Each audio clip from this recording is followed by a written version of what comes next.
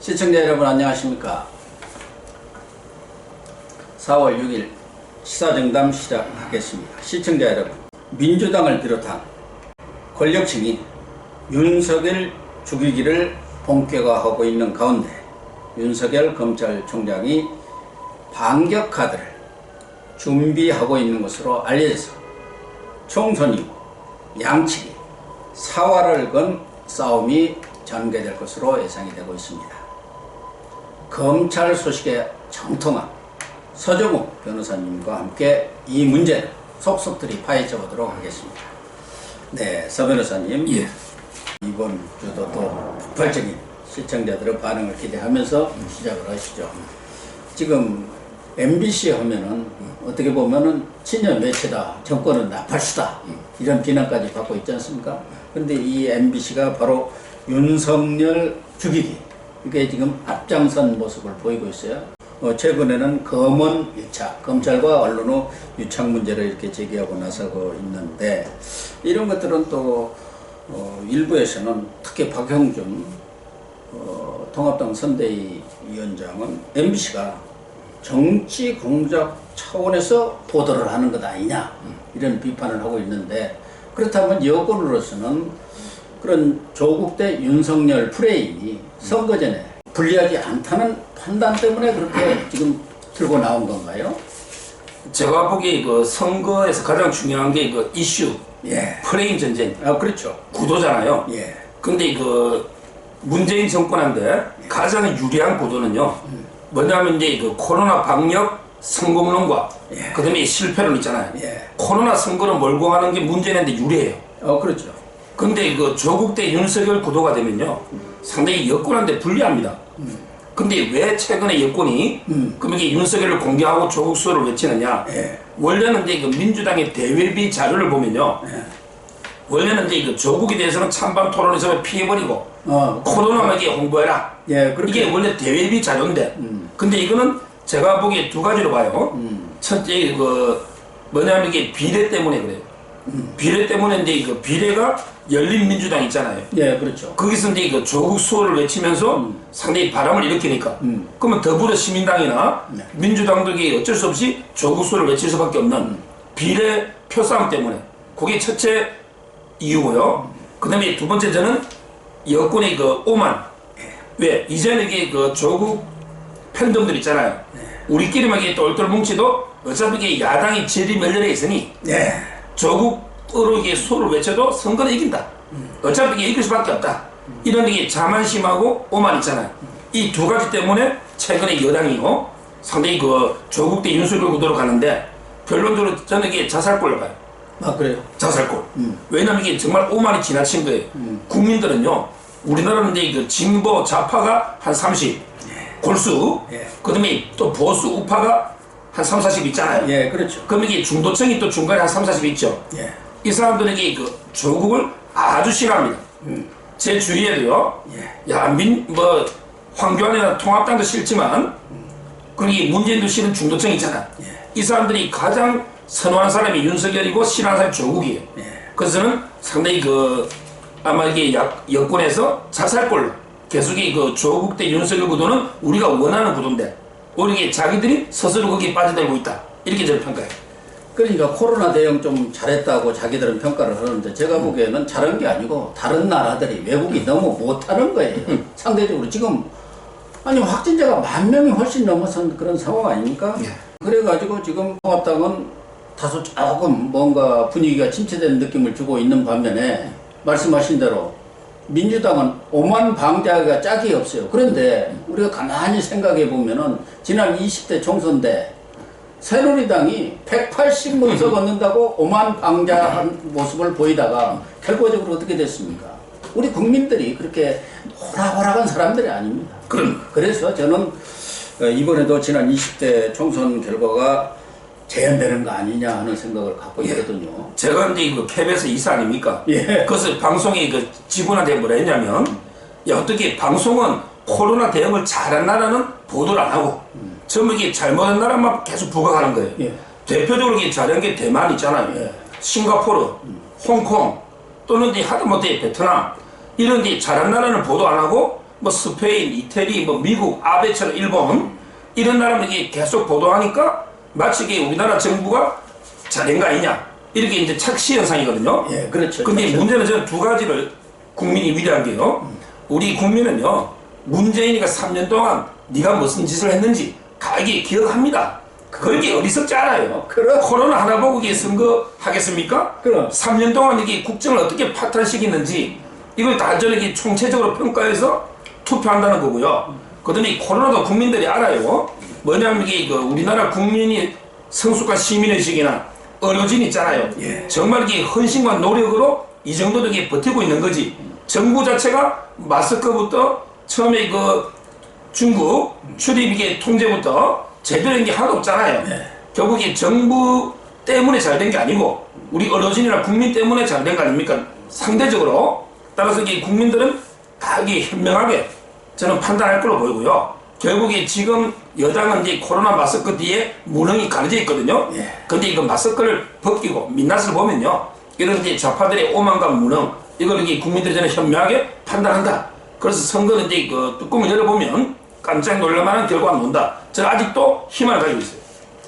그러니까 이러한 코로나 착시 현상 이것에 대해서 우리 국민 대다수가 아주 애리하게 볼 겁니다. 과거 역대 선거전으로 보더라도 정책적인 문제라든가 정부 자화자찬을 통해서 국민들 눈을 가리는 경우가 많았는데 선거 결과로 보면은 다들 깜짝 놀라고 민심은 아주 도도하게 흐르고 있는데 우선 지금 검언 유착을 여권에서 지금 제기하고 나선 것 아닙니까?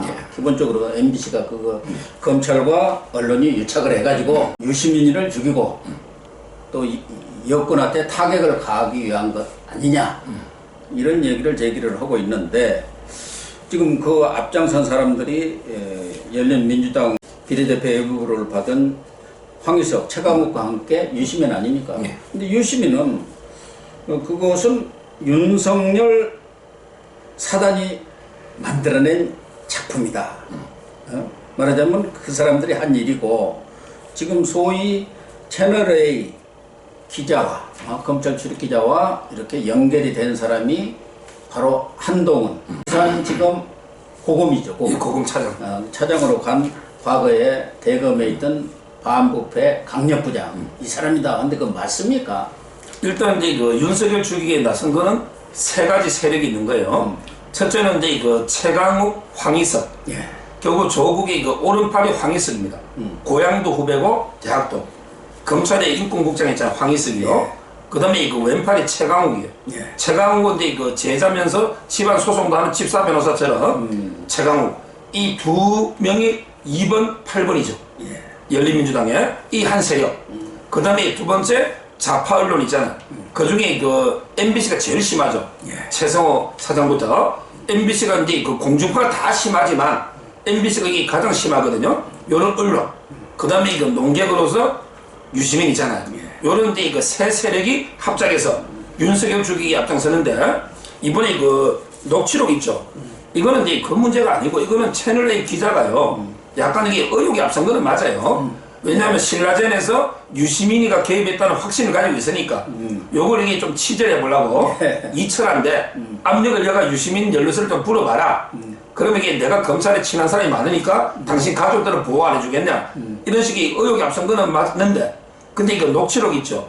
요거는 이제 이거 한동훈도 자기가 아니라 그러고 그다음에 채널A 기자도 부인하기 때문에 저는 첫째는 이게 한동훈이가 아닐 가능성이 하나 있고요.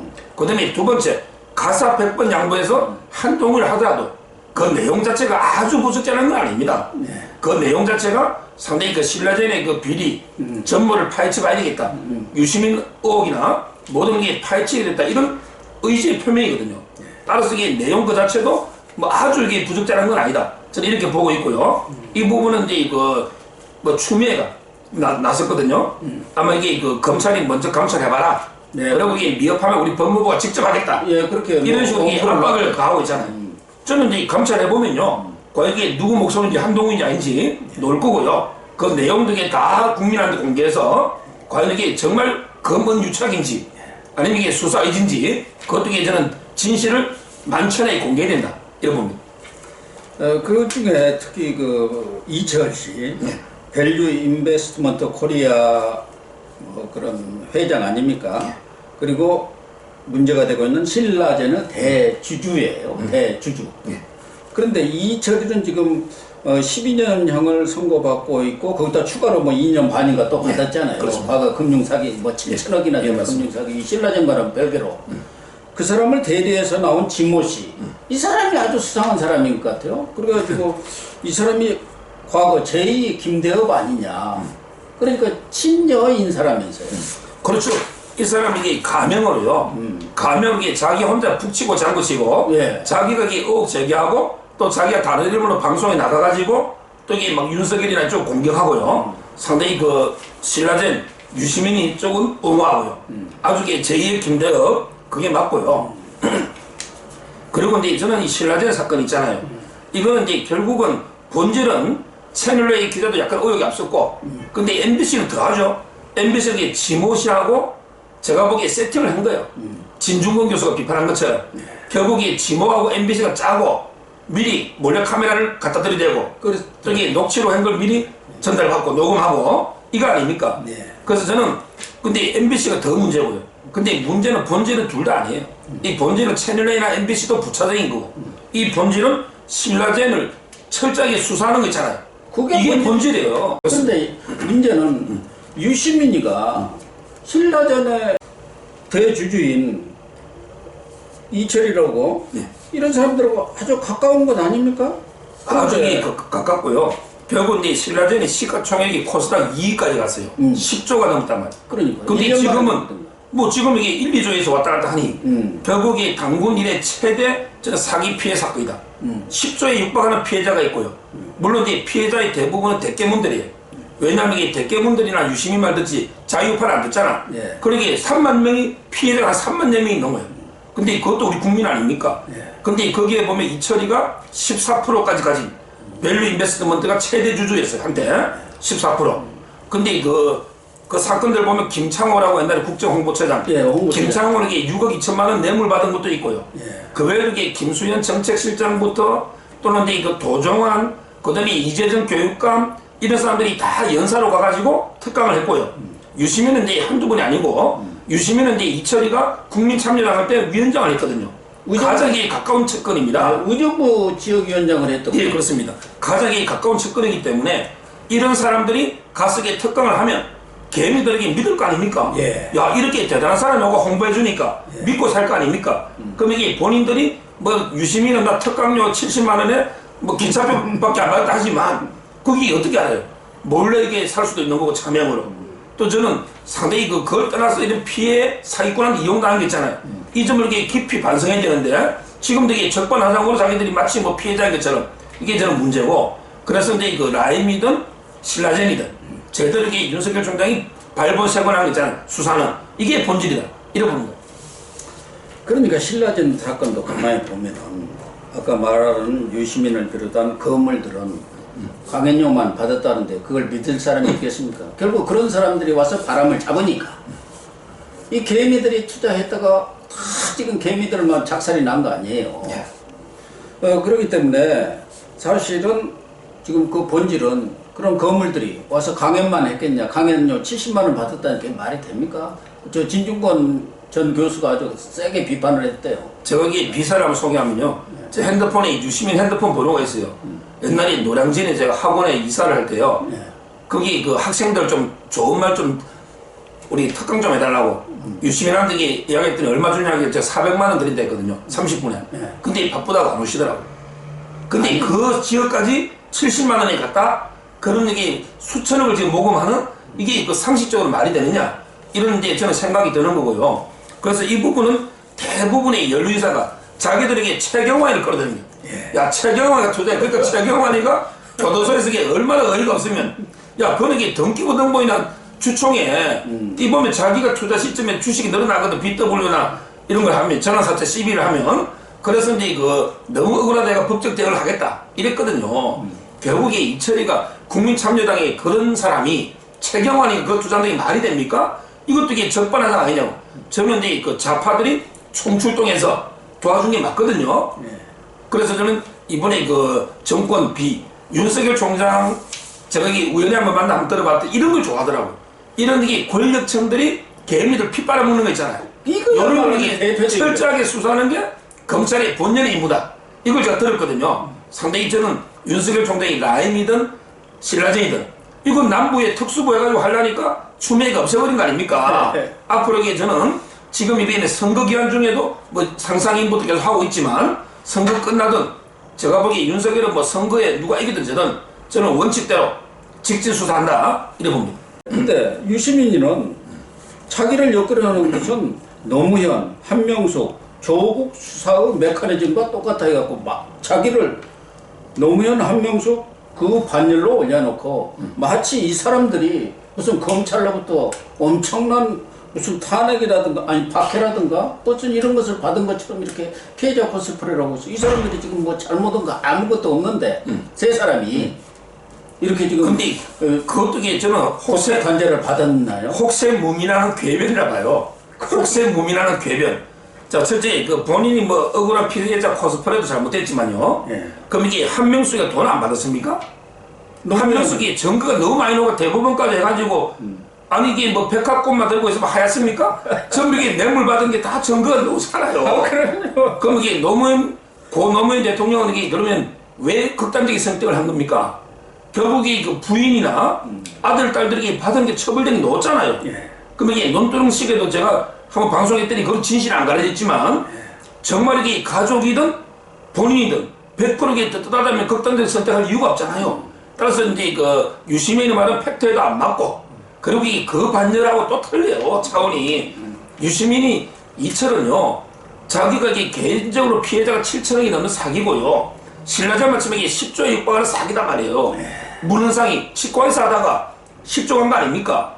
근데 문제는 거기에 유시민이가 장관 때도 한번 가는 게 있어 축사. 예. 거기도 몇 번 갔는데 그럼 이게 선량한 개미들은 야 유시민이가 뭐 축사하니까 제대로 된 항암 치료제 팩사백 개발된 거 아니냐 이렇게 믿을 수가 있잖아요. 그렇게 믿지 않을 수가 없고. 그게 본인이 개미들한테 이게 피눈물로 석고대자고 사과해도 시원찮은데 우리 이게 이런 식으로 적반하장 노는 거 이게 바로 혹시 무민의 개빈 아니냐 이래 보는 거죠.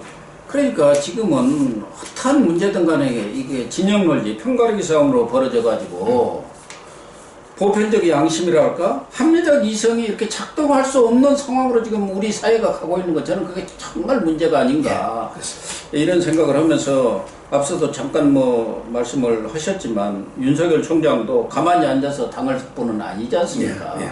물론 지금 총선 기간이기 때문에 또 공직자로서 어떤 선거의 중립을 지킨다는 차원에서 조용히 수사를 하고 있지만 최근에도 보면은 뭐 신라진 수사라든가 이런 것들도 지금 적극적으로 내부적으로 수사를 하고 있는 것 같아요. 그렇습니다. 또 라임 자산운용 사건 수사도 마찬가지고 삼상인 수사도 지금 얼마 전에 재개를 했다고 그렇게 보도가 그렇습니다. 나왔어요. 결국은 이 윤석열 총장이요 정치적 감각이 상당히 뛰어나가지고 정치적인 사건은 좀 불리하고 있습니다. 예. 대표적인 게 송철호 울산시장 있죠. 여기 임종석이 같은 사람들, 예. 한병도 같은 사람들, 예. 빨리 이게 수사가 기소해야 되는데 그 임종석이 같은 사람 있잖아요. 황운하도 마찬가지죠. 뭐 황운하는 이제 기소가 됐으니까 그런데 재판으로 넘어간 거고 지금 기소 안 되는 사람인데 임종석이 대표적으로 수사하고 있잖아요.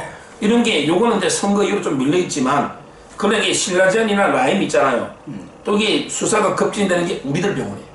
이 부분에 이게 폭로가 많이 나오면서 단독 기사들이 많이 나오고 있어요. 거기는 지금 심재철 예. 통합당 원내대표가 아주 저격수 역할을 톡톡히 해내대요. 최근에 뭐 그렇습니다. 우리들 리조트 네. 김수경 회장이 있지 않습니까? 우리들 병원 이상호 원장의 부인이었는데 이혼을 했죠. 그 사람이 뭐 문재인 정권의 최순실이라면서요.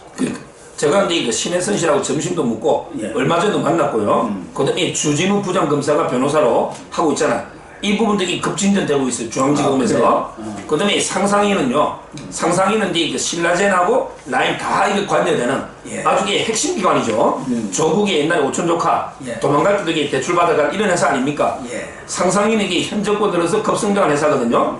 이것도 이게 저 압수수색을 하고 있고요. 그래서 이런 개미들이 피눈물을 빨아먹는 이런 이게 그 파렴치한 이런 범죄는요. 윤석열 총장이 뭐 정치 고려 안 합니다. 선거와 관계없어요.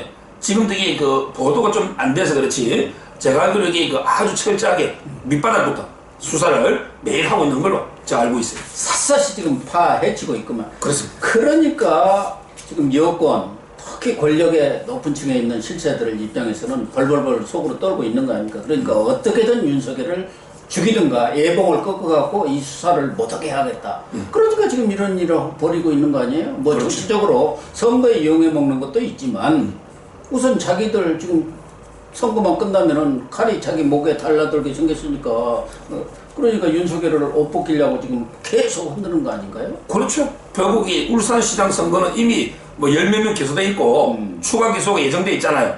울산 송철호는 이 문재인이 칼날이 향할 수밖에 없잖아요. 그게 있어서 그다음에 그 외에도 신라젠이나 또 우리들 병원 이런 걸 수사하면 이게 친노가 촉도가 되는 거 아닙니까? 예. 그래서 이제 어떻게든 윤석열 옷 벗기는 게 그게 이제 아까 말한 것처럼 최강욱 있잖아요. 최강욱이 공수처 1호가 공수처를 가지고 윤석열하고 배우자 있잖아요. 윤석열의 부인까지 수사해야 된다. 이게 최강욱이고요. 그 다음에 추미애 있잖아요. 추미애는 이게 감찰 가지고 한동훈이를 옷 벗기고 그 다음에 윤석열까지도 해임할 수 있거든요. 감찰하면 이런 식으로 이게 추미애부터 최강욱이 모든 사람이 그런데 이런 사람들이 국회 들어갈 거 아닙니까? 그럼 이게 국회에서 또 이게 윤석열 죽이기에 저는 나서지 않을까 전방위적으로.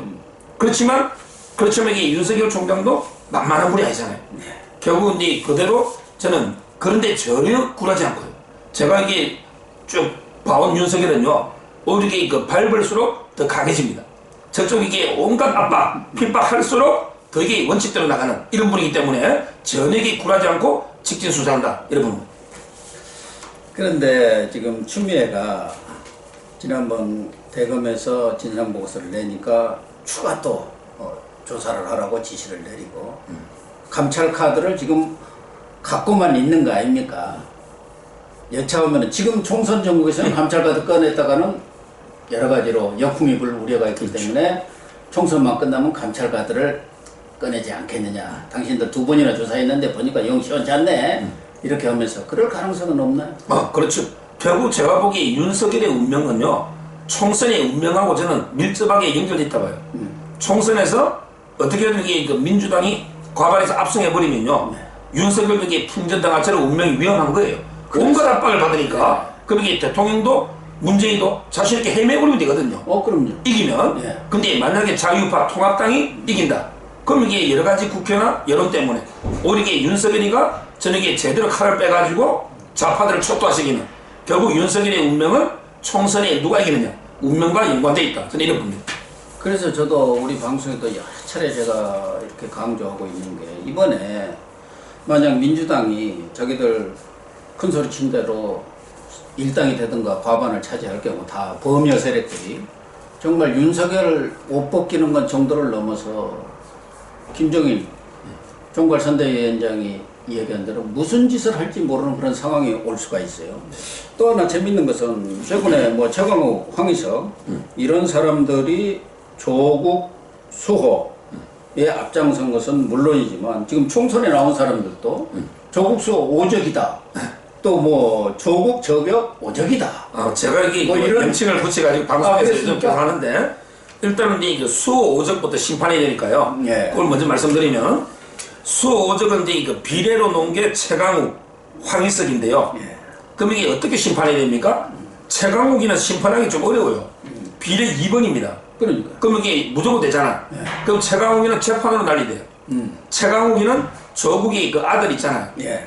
로펌에 허위로 이제 그 인터넷 따라 정면서 떼주고 기소가 돼 있죠. 기소가 되어 있으니까. 그러니까 결국에 재판으로서 최강욱이는 배지를 떼야 되고요. 심판할 때. 그럼 이게 황희석이는 어떻게 심판하느냐? 황희석이는 8번이거든요. 8번이니까 15% 얻어야 될 거예요. 그럼 이게 표로서 열린민주당이 표로 안 주면 우리가. 그럼 이게 황희석이는 배지 못 달가지 말아요. 8번이기 때문에. 이렇게 심판하고요. 근데 문제는 지역구는 3명을 저희가 주시해 심판해야 돼요. 바로 이제 그 김남국 유명하죠. 개싸움 서초동이 국민운동본부에서 사회도 보고 조국 백서 필진 있잖아. 김남국이는 이제 그 안산에 나가 있잖아. 예. 근데 이거는 안산 지킴이 박순자가 있습니다. 제가 보기에 근데 이길 것 같아요. 한산 단어는 아니, 이기죠. 예. 조국 지킴이 김남국보다 안산 지킴이 박순자가 삼선이 관록으로 국토위원회가 했잖아. 이런 식으로 심판하면 되는 거고요. 그 다음에 네 번째가 가장 확실하죠. 김용민. 네. 바로 게 남양주 병 아닙니까? 네. 거기에 좀 이따 할 주광덕. 네, 주광덕은 이제 뭐 저는 안정권이라 보거든요. 김용민이가요. 원래는 이게 별로 유명한 사람이 아닌데 옛날에 그 국정원의 유호성 있잖아. 예. 간첩 사건. 간첩 사건. 요거 하고요. 그다음에 문성근 있잖아. 문익환 아들. 예. 요 변론 때문에 좌파에서 좀 떠가지고요. 전략공천을 김용민이가 받았잖아. 자기는 이게 조국이 평생 한 번밖에 안 받다는데 이런 새빨간 거짓말. 조국이 밑에 이게 법무부 개혁위원회를 했는데 그러니까요. 말이 안 되고. 그러면 이게 주강대가 심판하면 김용민은 끝나는 거고요. 그다음에 마지막 김종민이라고 있잖아. 논산이. 옛날에 그 법사위에서 지금- 저국이 온갖 엉하다가 개망신 당한 간사님입니까? 예. 민주당. 김종민은 이게 이인재 의원이 불출마했거든요. 옛날에 이인재하고 박빙했잖아. 이인재 대신에 아마 이제 그 박우석이라고 기업인요. 예. 놈들이 상당히 요즘 조직력이 바람이 불고 있더라고요. 특히 중정도가. 그래서 이제 김종민을 심판하면 이게 저는 조국수 오적이라는 거. 최강욱, 황희석, 비례. 예. 그다음에 김남국, 김용민, 김종민. 3명 있잖아. 요걸 갖다가 이게 딱 심판하면 이번에 그러면 이게 나중에 조국 수하거나 윤석열 막 부단히 공격하는 5명 제거할 수 있다. 이래 보는 거죠. 그러니까 이 사람들을 제거해버리면은 지금 여권 일각에서 제기되고 있는 조국 명예회복이라든가 조국 복권운동도 상당히 가능하다. 이 5가지 핵심이. 사그라들 가능. 그렇습니다. 또 조국 저격으로는 또 이 저격. 이쪽은 이게 전사들이 다섯 예, 명이네. 분위기 좋습니다. 이쪽은 예. 뭐 저는 이제 저격 1번 주광덕 좀 전에 말한 그분이요. 옛날에 조국이 유도신문 해가지고 압수수색할 때 가족들한테 검사한테 전화한 거 있잖아. 예. 이것도 이게 밝혔죠? 법사위에서 저국이 맹활약했죠. 딸 조민이 있잖아. 학교 그 종합생활기록부. 이것도 이게 밝혔죠? 주광덕은요. 저는 이제 뭐 거의 안정권 아까 좀 했고. 그렇죠. 그다음에 제가 좋아하는 게 김도읍이에요. 이분이 법사위 간사했잖아. 불출마했다가 불출마했다가 다시 나갔잖아요. 그때 그 공천 받았던 사람이 뭐 한때는 이게 극단적인 선택 암시하는 걸 가지고 지금 무소속 나왔긴 하지만 근데 여론은 좋더라고요. 낙동강 사수하고 있죠? 김도. 그 다음에 김진태. 김진태도 법사위 아주 터줏대감이에요. 춘천갑 좀 안정권 아닌가요? 허영하고 뭐 하지만 저는 이제 여론은 뭐 비슷하게 놓지만 김진태 뭐 당연히 이다 보고요. 그 다음에 네 번째 김태우. 김태우도 이게 조국 저격수 아닙니까? 얘가 초박빙이 모양이에요. 아 여기는 게 그 진성준이가 강설이기 때문에 예, 만만치 않은 거. 그러니까 열심히 이게 뛰고 있고요. 김태우. 그다음에 그 가장 안정은 김웅이죠. 예. 김웅은 이제 송파갑이잖아. 예. 검사 내전선. 김웅은 이게 그 검찰 개혁 이분이 이게 이론과 실무를 겸비한 최고 적임자거든요. 그래서 이제 주광덕, 김도읍, 김진태, 그다음에 김태우, 김웅 5명이 조국 저격 5총사거든요. 이분들이 당선되면 다 당선돼야 결국에 그 조국 복권도 어렵고 윤석열에 대해서도 수호자가 된다. 이렇게 저는 기대하고 있는 거예요. 네, 시청자 여러분. 이번 총선 결과에 따라서 앞서도 얘기했지만 윤석열 검찰총장의 운명도 판가름이 날 것 같습니다. 윤석열 총장이 만약에 물러난다면 옷을 벗는다는 그런 경우가 생긴다고 할 경우 그동안 진행되어 왔던 권력형 비리 수사는 물론이고 이 권력이 저지르고 있는 모든 여러 가지 비리 행위들도 다 붙여버릴 가능성이 많습니다. 정말 우리 시청자 또 유권자 여러분들의 현명한 판단을 늘 얘기했습니다만 거듭거듭 이렇게 요청드리면서 오늘 방송 마치도록 하겠습니다. 시청해 주셔서 감사합니다. 감사합니다.